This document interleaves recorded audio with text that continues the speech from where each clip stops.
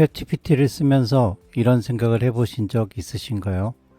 생각보다 답변이 뻔한데? 검색하는 것과 뭐가 다르지?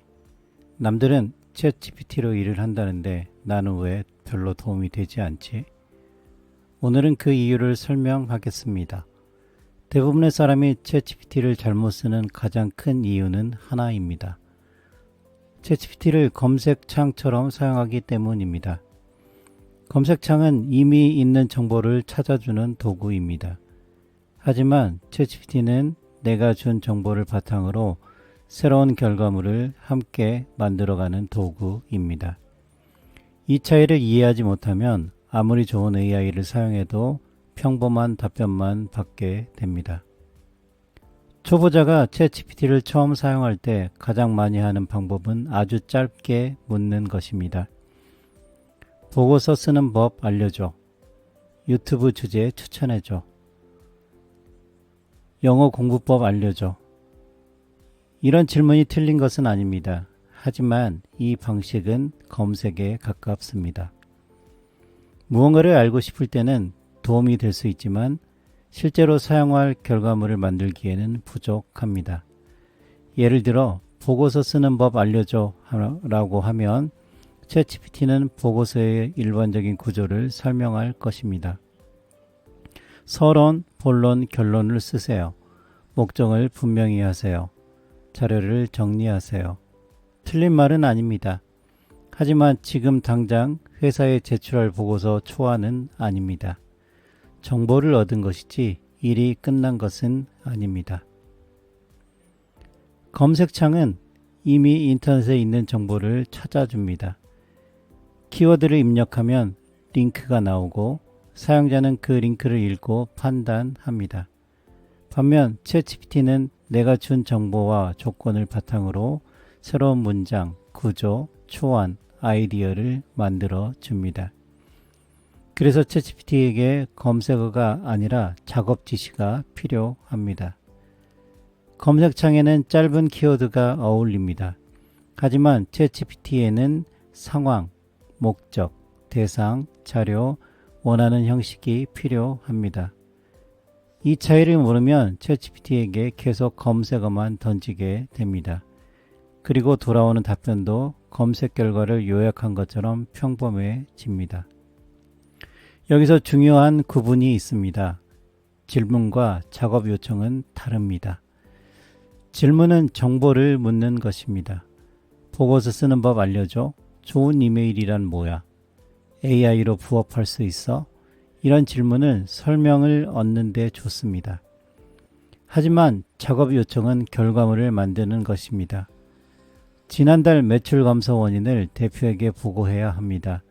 원인과 개선안을 한 페이지 보고서 형식으로 정리해 주세요. 이렇게 말하면 챗GPT는 실제로 사용할 수 있는 초안에 가까운 결과를 만들 수 있습니다. AI를 실전에서 쓰려면 질문에서 작업 요청으로 넘어가야 합니다.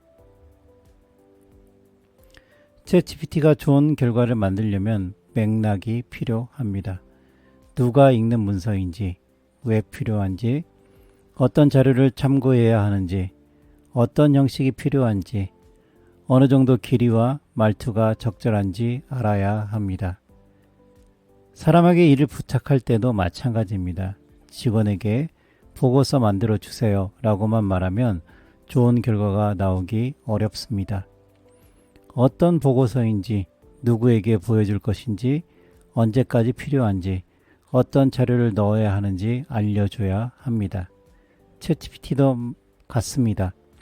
AI라고 해서 사용자의 마음을 자동으로 읽지는 못합니다. 또 하나의 문제는 한 번 묻고 끝내는 습관입니다. 많은 사람이 챗GPT에게 질문을 입력하고 답변이 나오면 바로 판단합니다.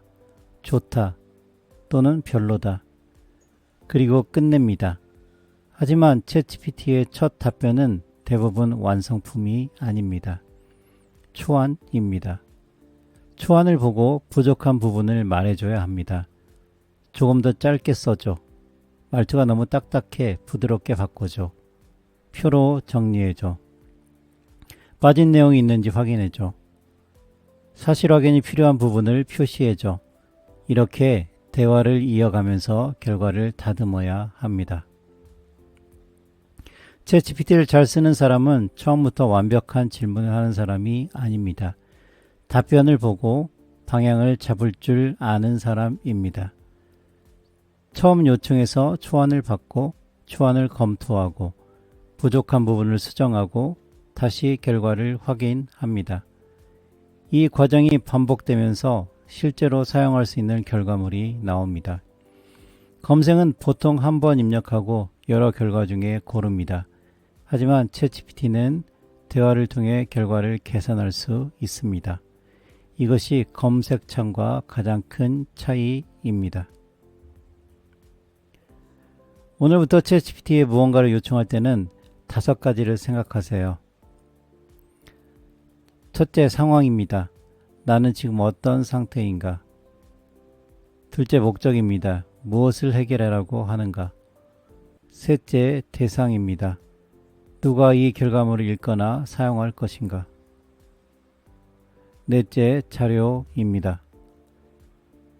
AI가 참고해야 할 내용은 무엇인가? 다섯째, 형식입니다. 이메일, 보고서, 표, 목록, 대본, 발표 자료 중 무엇으로 받을 것인가? 이 5가지가 들어가면 챗GPT는 단순한 설명이 아니라 실제 작업 결과에 가까운 답변을 받을 수 있습니다. 예시를 비교해 보겠습니다. 나쁜 요청입니다. 보고서 써줘. 이 요청에는 거의 정보가 없습니다. 누가 읽는지, 왜 쓰는지, 어떤 자료가 있는지, 어떤 형식인지 알 수가 없습니다. 이번에는 이렇게 바꿔보겠습니다. 지난달 매출이 12% 감소했습니다. 대표에게 보고할 한 페이지 보고서 초안이 필요합니다. 원인 후보 3가지와 개선안 3가지를 표로 정리하고 마지막에 실행 우선순위를 제안해 주세요. 이 요청은 훨씬 구체적입니다. 상황이 있고 목적이 있고 대상이 있고 원하는 형식이 있습니다.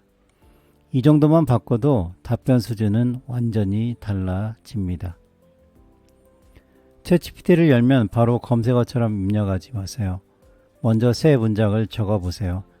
나는 지금 무엇을 하고 있는가? 무엇을 해결하려고 하는가? 어떤 결과물을 받고 싶은가? 이 세 문장만으로도 답변이 달라집니다. 그리고 답변을 받은 뒤 한 번 더 요청하세요. 짧게, 쉽게, 부드럽게, 표로 빠진 부분을 확인해 달라고 말해 보세요. 챗GPT는 한 번 입력하고 끝내는 검색창이 아닙니다. 함께 결과를 만들어가는 대화 도구입니다. 이번 시간의 핵심은 이것입니다. 챗GPT를 검색창처럼 쓰면 평범한 답변만 받습니다. 챗GPT를 제대로 쓰려면 질문을 던지는 것이 아니라 이를 설명해야 합니다. 상황을 말하고 목적을 말하고 필요한 결과물을 말하세요. 그리고 첫 답변을 그대로 믿지 말고 검토하고 수정하세요. 다음 파일럿 3강에서는 질문 하나를 어떻게 바꾸면 결과가 달라지는지 더 구체적으로 다뤄보겠습니다. 다음 강의 제목은 질문 하나 바꿨더니 결과가 달라졌다입니다. 남들은 다 AI 한다는데 나는 걱정하지 마세요. 하나씩 제대로 배워가면 됩니다.